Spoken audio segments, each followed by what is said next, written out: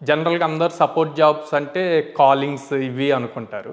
Tech support జాబ్లో development వర్కే ఉంటుంది, కానీ మెయిన్ డెవలపర్ బిల్డ్ చేశాక వీళ్ళు సపోర్ట్ ఇస్తూ ఉంటారు అనమాట.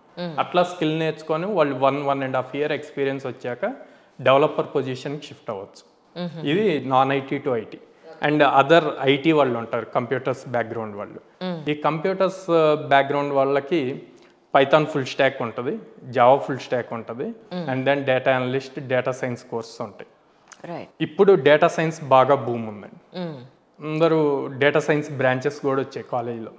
మేము డేటా సైన్సే నేర్చుకుంటాం, మాకు అందులోనే జాబ్ కావాలి అంటారు. కానీ రియాలిటీ ఏంటి, డేటా సైన్స్ ఫ్రెషర్స్కి జాబ్స్ లేవు.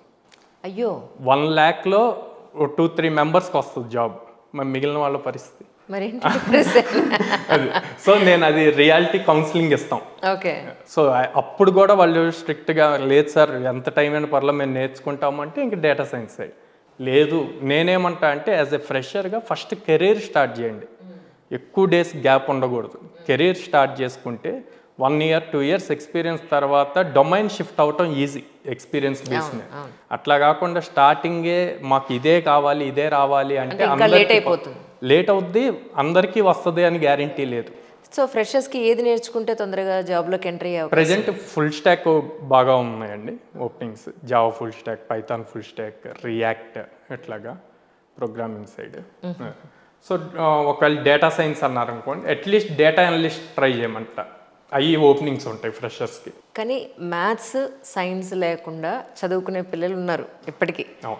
సో వాళ్ళు కూడా ఇటు సైడ్ వచ్చే అవకాశం ఉందండి, మళ్ళీ వాళ్ళకి ఇంకా ఎక్కువ కష్టపడాలి.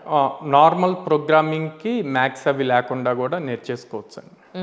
వాళ్ళు ఒక 100 days 90 to 100 days ఇంక వేరే యావిగేషన్ లేకుండా ప్రాపర్గా నేర్చుకుంటే మనం చెప్పింది. ఎందుకంటే ఏడే ఆల్మోస్ట్ 6.5 hours మా దగ్గరే ఉంటున్నారు.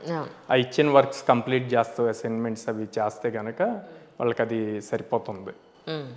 అట్లా కాదు, స్పెసిఫిక్గా డేటా సైన్స్ అన్నారు అనుకోండి, అప్పుడు మ్యాథ్స్ కావాలి కంపల్సరీగా. మ్యాథ్స్ లేనిది అసలు ఏం చేయలేము. క్వాలిఫికేషన్ సంగతి నేను అడిగేది. ఇప్పుడు మ్యాథ్స్ సైన్స్ క్వాలిఫికేషన్ లేకపోయినా కూడా సో ఇది నేర్చుకోవచ్చా? నేర్చుకోవచ్చు. రైట్. కాకపోతే వాళ్ళు ఇంకొంచెం ఎక్కువ కష్టపడాలి. అంటే ఎన్ని కంపెనీలతో మీకు టైఅప్ ఉన్నాయండి? 650+ కంపెనీస్ టైఅప్ ఉందండి.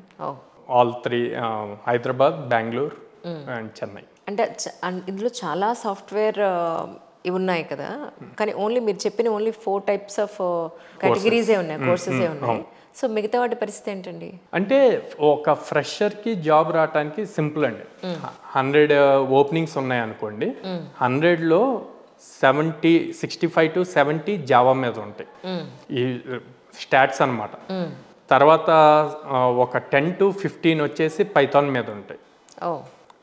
రిమైనింగ్ ఇంకా 15% ఏదైతే ఉందో ఆ 15%లో అన్నీ కొట్టుకుంటాయి అనమాట. React, data science, data analyst, నోడ్.js అన్నీ.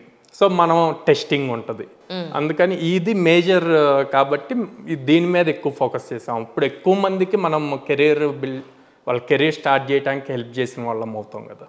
సో అది మెయిన్ మోటివ్. అండ్ ఎక్కువ మంది ఆలోచించేది ఏంటంటే లాంగ్వేజ్ బ్యారికేడ్స్ ఉంటాయి చాలా మందికి. కొంతమంది తెలుగు మాత్రమే మాట్లాడే వాళ్ళు ఉంటారు, కొంతమంది హిందీ మాత్రమే మాట్లాడే వాళ్ళు ఉంటారు. సో ఇంగ్లీష్ అనేది కొంచెం ఈ రోజుకి చాలా మందికి కాస్త కష్టమే కమ్యూనికేషన్ స్కిల్స్ పాయింట్ ఆఫ్ వ్యూలో.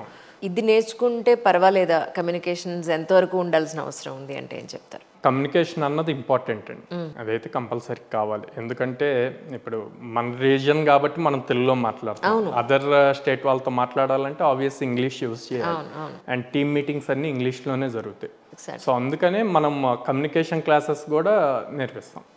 సో ప్రతిదీ ఫ్రమ్ బేసిక్ నుంచి నేర్పిస్తాం. అంటే వాడికి అప్పుడు వరకు ఇంట్రెస్ట్ ఉండదు, సడన్గా ఇంట్రెస్ట్ వచ్చిన దాన్ని డౌన్ చేయకుండా కంప్లీట్ బేసిక్ నుంచి రియాలిటీ నేర్పిస్తూ వెళ్తే ఆటోమేటిక్గా షైన్ అవుతుంది. అంటే ఇక్కడ కమ్యూనికేషన్ స్కిల్స్ సంబంధించి కూడా మీరు ట్రైనింగ్ అది ఇంగ్లీష్ అది కంపల్సరీ. ఇప్పటి వరకు ఇన్నేళ్లలో ఎక్కువ సార్లు ఇంటర్వ్యూస్కి వెళ్ళి ఎక్కువ సార్లు ఫెయిల్ అయిన సందర్భాల్లో స్టూడెంట్స్కి మీరు ఎలా కోపప్ చేసుకోమని చెప్తారు? చాలా మంది ఉంటారండి. కొంతమంది అయితే మంచి పర్సంటేజెస్ ఉండి ఆ లాస్ట్ రౌండ్కి వెళ్ళి HR రౌండ్లో పోద్ది, వాళ్ళు వచ్చి అంటారు సార్ మాకంటే తక్కువ పర్సంటేజ్ ఉన్న వాళ్ళు బాగా పెర్ఫామ్ చేయని వాళ్ళకి జాబ్ వచ్చింది అని. అలా ఎలా జరుగుతుంది సార్? మరి ఏగైన్ అంటే అందరినీ సేమ్ క్వశ్చన్స్ అడగరు. అవును. హెచ్ఆర్ రౌండ్లో డిఫరెంట్ క్వశ్చన్స్ అడుగుతారు అండ్ డిఫరెంట్ హెచ్ఆర్ టీమ్ ఉంటారు. రైట్. సో ఇదంతా వీళ్ళు 90% హార్డ్ వర్క్ చేసి వాళ్ళ ప్రజెంటేషన్ స్కిల్స్ రిమైనింగ్ 9% పెడితే 1% లక్ ఫ్యాక్టర్ కంపల్సరీగా ఉండాలి కదండి, ఎక్కడైనా తప్పదు. ఎక్కడైనా మన హార్డ్ వర్క్ మనం పెట్టాలి, at the same time luck factor కూడా ఉండాలి. ఫ్రెషర్స్కి ప్యాకేజ్ స్టార్టింగ్ ఎంత ఉండే అవకాశం ఉంది సార్ ఎనీ సెక్టార్లో? అంటే జనరల్గా అయితే 3 LPA నుంచి స్టార్ట్ అవుతుందండి. ప్రజెంట్ ఇప్పుడు రష్యన్ ఈ బేసిస్ మీద ఇంటర్న్షిప్ లాగా స్టార్ట్ అయ్యి వాళ్ళు 3 months 6 months పెర్ఫార్మెన్స్ బేస్ చేసుకొని అప్పుడు మళ్ళీ ఫుల్ టైం ఇట్లాగా అవుతున్నాయి. మన దగ్గర హైయెస్ట్ వచ్చిన ఆఫర్ చేసిన ప్యాకేజ్ 27 LPA ఫ్రెషర్కి. పర్టికులర్గా డిగ్రీనో పీజీనో అయ్యుంటేనే ఈ కోర్సెస్ చేస్తే ఉపయోగం ఉందా, లేకపోతే ఇంటర్మీడియట్ చదువుతూ ఇందులో ఏదైనా నేర్చుకునే కోర్సెస్ ఏదైనా నేర్చుకుంటే వాళ్ళకి ఎక్స్పీరియన్స్ కూడా కౌంట్ అవుతుంది, లేదా డిగ్రీ చదువుతూ ఇవి ఏమన్నా నేర్చుకోవడానికి అవకాశం ఉందంటారా? జాబ్ పాయింట్లో అయితే కంపల్సరీగా డిగ్రీ ఉండాలి. ఇంటర్మీడియట్ తర్వాత కూడా ఉన్నాయి కానీ అవి డెవలపర్ రోల్స్ రావు, సపోర్ట్ రోల్స్ ఇవి వస్తాయి అన్నమాట. డిగ్రీ చదువుతూ ప్యారల్గా ఇవి నేర్చుకోవచ్చు అండి. అయ్యే టైంకి రెడీ అవుతారు, ఎక్కువ టైం వేస్ట్ అవ్వకుండా త్వరగా. అంటే ప్రస్తుతానికి ఇప్పుడు మీరు చెప్పిన ఈ 4 కోర్సెస్ ఏనంటే మీ దగ్గర ఉన్నవి, లేకపోతే అదర్ కోర్సెస్ కూడా ఉన్నాయా? లేదండి, ఈ 4 ఎక్కువ Java, machine learning, data science. Machine learning అంటే ఏంటి యాక్చువల్గా? సో ML వచ్చేసి అల్గరిథమ్స్ రాస్తామండి. ఇప్పుడు ప్రెడిక్షన్ అల్గరిథం, నెక్స్ట్ మన వెదర్ ఫోర్కాస్ట్, ఇవన్నీ కూడా మెషిన్ లెర్నింగ్ రిలేటెడ్ వస్తాయి అన్నమాట. రైట్. డేటా సైన్స్ అన్నప్పుడు ఆల్ టుగెదర్ కాంబినేషన్ వస్తుంది, ఆర్టిఫిషియల్ ఇంటెలిజెన్స్, కంప్యూటర్ విజన్. మీరు ఆల్రెడీ ఇంటూనే ఉన్నారు. అవునండి, అవును.